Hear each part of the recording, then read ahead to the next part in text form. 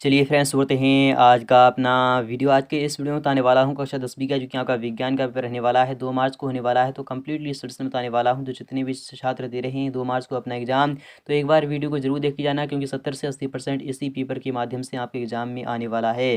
तो अंत तक वीडियो को जरूर देख लेना। तो 70 से 80% मेरी गारंटी है इसी से आपका पेपर बनने वाला है, क्योंकि मैंने आपको सोशल साइंस का वो बताया था, उसमें से आपका 60 से 70% फंसा था। तो अंत तक वीडियो को जरूर देख लेना। इसी प्रकार से मैं आपको विज्ञान का बताने वाला हूँ, तो कम्प्लीटली सॉल्यूशन बताने वाला हूँ। तो अंत तक वीडियो को जरूर देखना। विज्ञान का होने वाला है, यानी कि साइंस का कम्प्लीटली सॉल्यूशन बताने वाला हूँ। जो आपका विषय कोड रहने वाला है वो आपका S200 रहने वाला है। यहाँ पर जो आपके टोटल नंबर ऑफ क्वेश्चन जो आपके रहने वाले हैं, जितने भी आपके छात्र बता रहे हैं वो 23 बता रहे हैं, वह है बट वह आपका रॉन्ग है। बट आपको कितने क्वेश्चन रहने वाले हैं, तो 22 क्वेश्चन रहने वाले हैं। जी हाँ फ्रेंड्स, इस बार 22 ही क्वेश्चन आने वाले हैं। और यहाँ पर total number of printed page की अगर बात करें तो 8 पेज में आपका पेपर छापा जाएगा, इसमें कि रोल नंबर आपको यहाँ पर लिख देना है। और विज्ञान का पेपर रहने वाला है हाई स्कूल मुख्य परीक्षा वर्ष 2022 का, यानी इसी वर्ष का रहने वाला है, क्योंकि आपको 2 मार्च को देखने को मिल जाएगा। तो अंत तक वीडियो को जरूर देखना। तो शुरू करते ही आज का अपना वीडियो। तो फ्रेंड्स, 3 घंटे का आपको टाइम मिलेगा। 3 घंटे के अंदर अंदर आपको हर हाल में पेपर को सॉल्यूशन करना ही करना होगा।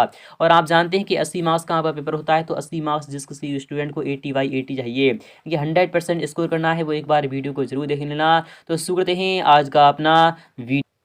तो फाइनली यहाँ पे सामने आ चुका है विज्ञान का पेपर, जो कि यहाँ पर रियल रहने वाला है, यानी कि 70 से 80% इसी पेपर के माध्यम से आने वाला है यहाँ पे एग्जाम क्वेश्चन में। यहाँ पर विज्ञान है, ये साइंस का मैं आपको कंप्लीटली सॉल्यूशन बताने वाला हूँ। तो 3 घंटे का आपको टाइम तो मिलने ही वाला है, और आपका जो मैक्सिमम मार्क्स जो रहने वाला है वो 80 मार्क्स का रहने वाला है। तो 80 में कम से कम आपका 70 से 80% इसी पेपर के माध्यम से रहने वाला है। तो निर्देश यानी कि इंस्ट्रक्शन इस प्रकार से यहाँ पे रखे गए हैं। सभी प्रश्न अनिवार्य हैं, ऑल क्वेश्चन आर कंपल्सरी। आपको जितने भी क्वेश्चन दिए जाएंगे आपको सभी को सॉल्यूशन करना ही करना होगा। और सेकंड वाला कह रहा है प्रश्न क्रमांक 1 से लेकर 4 तक आपको वस्तुनिष्ठ प्रश्न हैं, जिनके लिए आपको 32 अंक प्रोवाइड होंगे, यानी कि जिसने भी 1 से लेकर 4 तक क्वेश्चन को सॉल्व कर दिया उसको 32 अंक प्राप्त हो जाएंगे। कितने हो जाएंगे, तो 32 अंक मिलने वाले हैं। तो लास्ट तक वीडियो को जरूर देखना, इसमें मैं आपको सभी के डाउट्स क्लियर करने वाला हूँ। थर्ड वाले की बात नहीं, वो इस प्रकार से रहने वाला है कि प्रश्न क्रमांक 5 से लेकर 14 तक प्रत्येक प्रश्न में आपका 2 अंक का रहने वाला है। शब्द सीमा आपके 30 शब्द रहनी चाहिए। कितनी शब्द रहनी चाहिए, तो 30 शब्द रहनी चाहिए। चौथा वाला कह रहा है प्रश्न क्रमांक 15 से लेकर 18 तक, यानी कि ये 3 क्वेश्चन ऐसे रहने वाले हैं। प्रत्येक प्रश्न आपका 3 अंक का रहने वाला है, जिसकी आपके 75 शब्द की शब्द सीमा रहनी चाहिए। और प्रश्न क्रमांक 19 से लेकर यानी कि 19 से लेकर 22 में आपको आंतर यानी कि क्या कह रहा है, प्रत्येक में आपका 4 अंक का क्वेश्चन रहने वाला है। शब्द सीमा आपकी 120 शब्द रहनी चाहिए। और प्रश्न क्रमांक 5 से लेकर 22 में आपको आंतर विकल्प दिए गए हैं, विकल्प के आधार पर आपको क्वेश्चन को सॉल्व करना होगा। तो शुरू करते हैं। फाइनली आपके सामने आपका पेपर इस प्रकार से रहने वाला है। तो आपका जो पहला वाला क्वेश्चन होगा वो इस प्रकार से पूछ जाएगा। यहाँ पर कह रहा है सही विकल्प, आपको क्या करना है, सही विकल्प चुनकर लिखना है। आपको सही विकल्प चुनकर लिखना होगा। इसमें कि आपका पहला जो क्वेश्चन होने वाला है वो 8 मार्क्स का रहने वाला है। तो जिस किसी स्टूडेंट को 8/8 चाहिए, इनके पूरे के पूरे मार्क्स करना है आपको, यानी कि ये सही विकल्प में। तो एक बार वीडियो को जरूर ही देख लेना और लास्ट तक जरूर देख लेना। तो का वाला क्वेश्चन इस प्रकार से कि लौह चूर्ण पर जब तनु हाइड्रोक्लोरिक अम्ल डालने से क्या होता है। तो यानी कि जो लौह चूर्ण होता है, कि जो Fe होता है, यानी जो आयरन होता है, जब उस पर हम हाइड्रोक्लोरिक अम्ल डालते हैं तो आपका क्या बनता है। तो आपको बताते हूँ क्या बनता है, हाइड्रोजन गैस तो यह मुक्त करता है, और साथ ही साथ आयरन क्लोराइड बनता है। क्या होता है, FeCl2 बनता है। क्या बनता है, FeCl2। यही आपका आंसर रहने वाला, साथ ही साथ H2 बनता है। तो आपका पहला वाला ऑप्शन बिल्कुल ही राइट हो जाएगा। तो फ्रेंड्स, यहाँ पर नेक्स्ट वाले क्वेश्चन की बात करें वो इस प्रकार से रहने वाला है। यहाँ पर खा वाला क्वेश्चन इस प्रकार से आपका पूछ जाएगा कि पतलों तारों यानी कि पतले तारों में धातुओं का खींचे जा सकने की क्षमता क्या कहलाती है। चूंकि हम जानते हैं जो तार होते हैं, यानी कि धातुओं के जो तार होते हैं, तो धातुओं के तार को यानी कि धातुओं को जब पतले तार के रूप में परिवर्तित करने के गुण को हम क्या कहते हैं, तन्यता कहते हैं। क्या कहते हैं, तन्यता कहते हैं। यदि यहाँ पर कहता कि धातुओं को तो यानी क्या कहना है, पीट पीट कर चादरों के रूप में परिवर्तित करने की गुण को हम क्या कहते थे, तो आघात वर्धिता कहते थे। आपको ये भी पता होना चाहिए। तो आई होप आपको समझ में आ रहा होगा। आप सभी डाउट्स में क्लियर करते चल रहा हूँ। तो आपका पहला वाला ऑप्शन यहाँ पर बिल्कुल ही राइट हो जाएगा। यहाँ पर क्वेश्चन नंबर गा की बात नहीं, वो इस प्रकार से आपका पूछ जाएगा कि दो तंत्रिका कोशिका के मध्य खाली स्थान को क्या कहते हैं। तो आप सभी जानते होंगे ऐसा तो दुनिया में कोई सी चीज ही नहीं है जहां पर क्या नहीं है, खाली स्थान नहीं है। तो दो तंत्रिका कोशिका के भी मध्य क्या खाली स्थान पाया जाता है, उसे हम क्या कहते हैं, उसे हम सिनेप्स कहते हैं। क्या कहते हैं, सिनेप्स कहते हैं। आपको सिंपली यहाँ पर सिनेप्स यानी सेकंड वाला ऑप्शन यहाँ पर याद रख लेना है। घ वाले क्वेश्चन की बात नहीं, अलैंगिक जनन मुकुलन द्वारा होता है। तो चूंकि हम जानते हैं अलैंगिक जनन जो होता है मुकुलन द्वारा, जो किसमें होता है, तो यीस्ट में होता है। किसमें होता है, तो आपको सिंपली यहाँ पर खमीर यानी इसे हम खमीर भी कहते हैं। क्या कहते हैं, तो खमीर भी कहते हैं। आपको ये भी याद रख लेना है।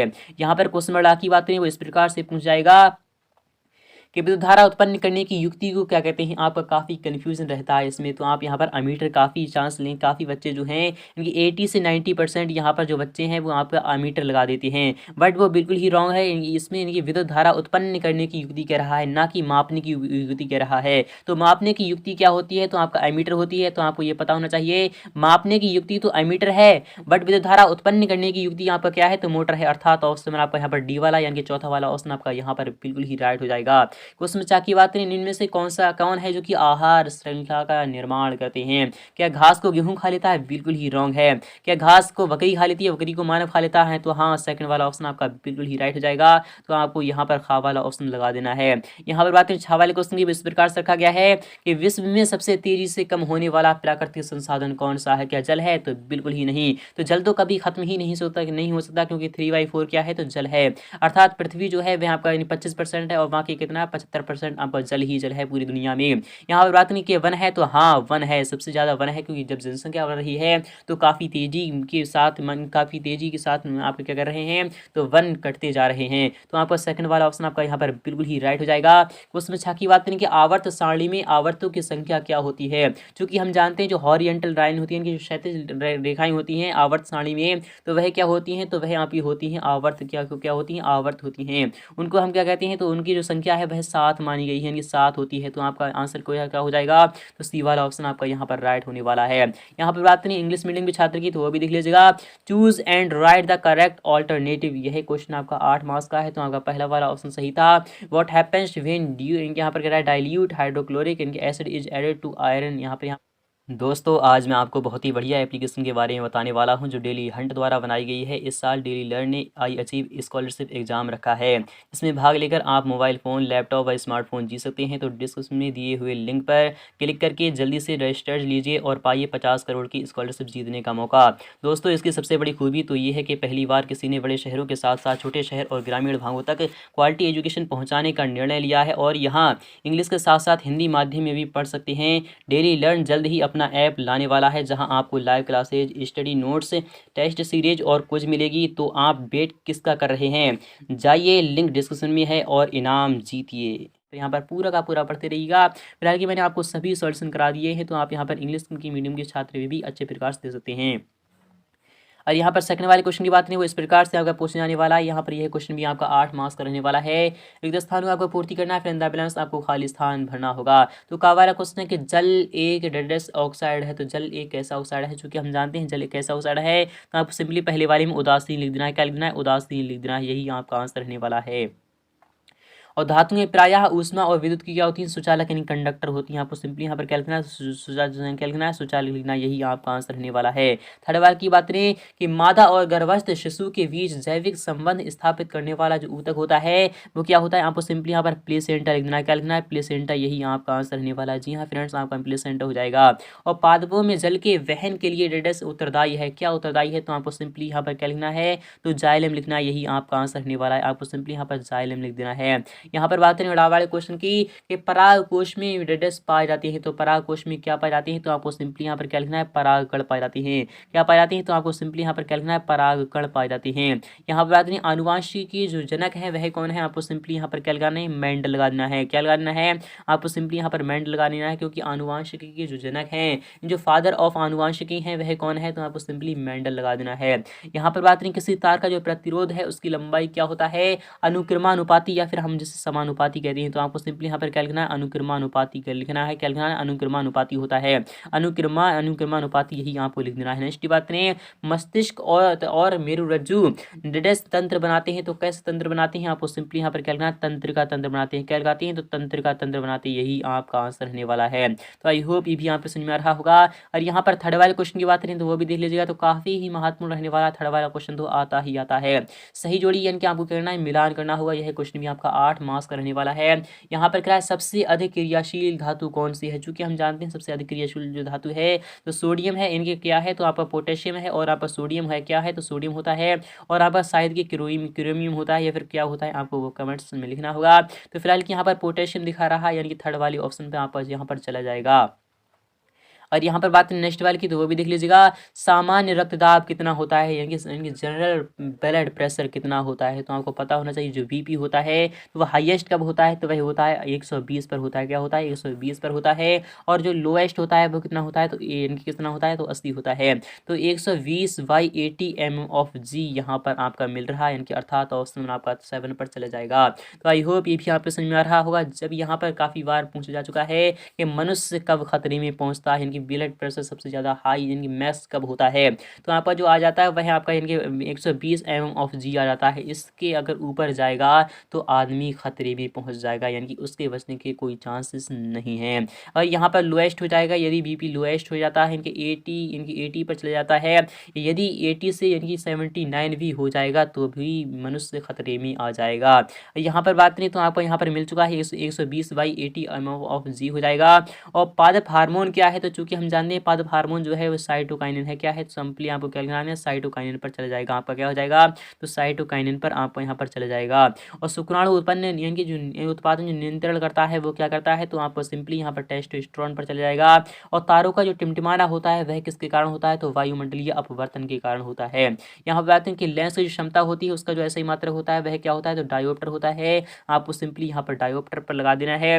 जरा दृष्टि यानी कि जरा दूरदृष्टिता क्या होती है, जरा दूरदृष्टि दोष क्या होता है, इसका जो निवारण करते हैं हम तो द्विफोकसी लेंस से करते हैं। और विद्युत विभवांतर क्या होता है, तो आपको पता होना चाहिए विद्युत विभवांतर जो होता है उसका सही मात्रा क्या होता है, तो वोल्ट होता है। तो आपको ये सभी को पता होना चाहिए, यह क्वेश्चन आना ही आना है। इसमें से 70 से 80% इसमें से ही आने वाले हैं। यहाँ पर बात करें फोर्थ वाले क्वेश्चन की, तो इस प्रकार से रहने वाला है। फोर्थ वाला क्वेश्चन जो आपका रहने वाला है वो भी आपका 8 मार्क्स का रहने वाला है।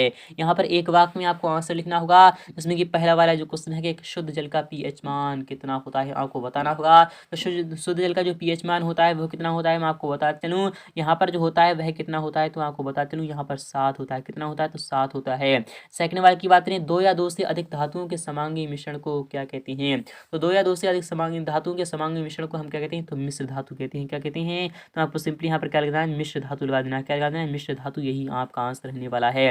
नेक्स्ट बात यहाँ पर कह रहा है हरे पौधों की पत्तियों में पाए जाने वाले वर्णक का नाम आपको लिखना होगा। तो सिंपली यहाँ पर क्या लिखना है, हरित लवक लिखना है। क्या लिखना है, हरित लवक, यही आपका आंसर रहने वाला है।